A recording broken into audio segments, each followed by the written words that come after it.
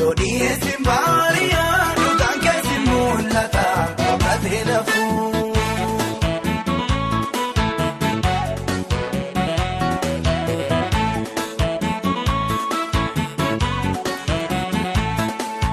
Maafunaanee waan duraan siiftaa katee nambisu boficha malee kan okiina keetti si dorsisu saaraan indeessu mutuu waaqayyoo kakuu saanise. Gammachiisa burqaa keedudee aadee gadhiise yaaduu koo waaqayyoo noofsaan eeggadhu malee inni singatu inni akka namaa miti wanta jedhan daakatu galfata nyaatu siriin si baasee galma keetiin si ga'a si bira nafuu yodii simbaaliyaa dhugaan keessi mul'ata bakatee lafuu.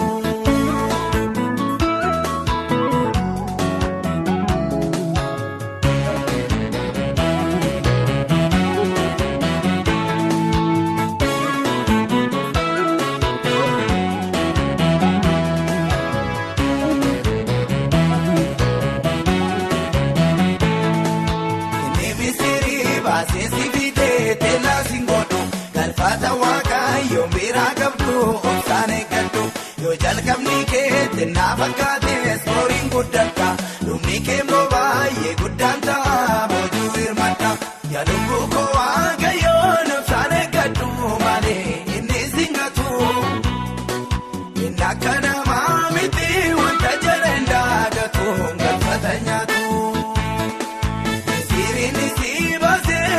Keetiin si ga'a si bira nafuu yodii simbaaliyaa dhugaan keessi mul'ata bakatee lafuu.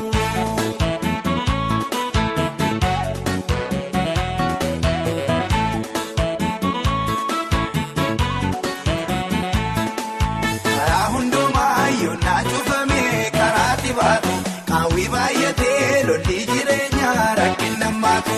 Sagaalee diinaa kenna geeffatee obsuun ulfina cimii jabaadhu kanaan hin haftuuti karmii funaana yaaduu koo waaqayyoo noofsaan eeggadhu malee inni singatu inni akka namaa miti wanta jedhan daakatu galfata nyaatu siriin si baasee galma keetiin si ga'a si bira nafuu yodii simbaaliyaa dhugaan keessi mul'ata bakatee lafuu.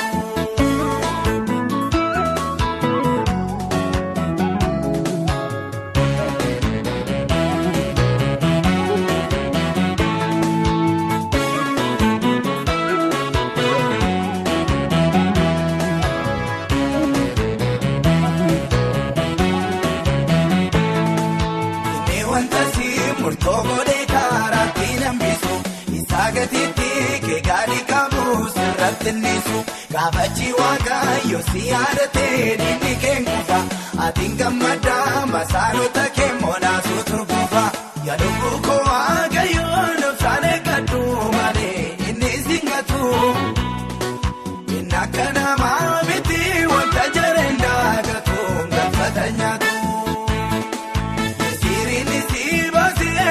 Keetiin si ga'a si bira nafuu yodii simbaaliyaa dhugaan keessi mul'ata bakatee lafuu.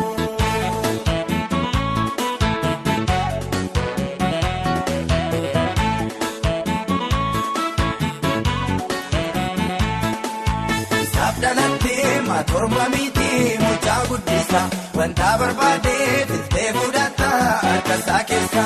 Hirkoo hin duufneef qabannaan cabnee yesuusiin qabda isaa ijjiitii dhageen argine burqaa waraabda yaaduu koo waaqayyoo noofsaan eeggadhu malee inni singatu inni akka namaa miti wanta jedhan daakatu galfata nyaatu siriin si baasee galma keetiin si ga'a si bira nafuu yodii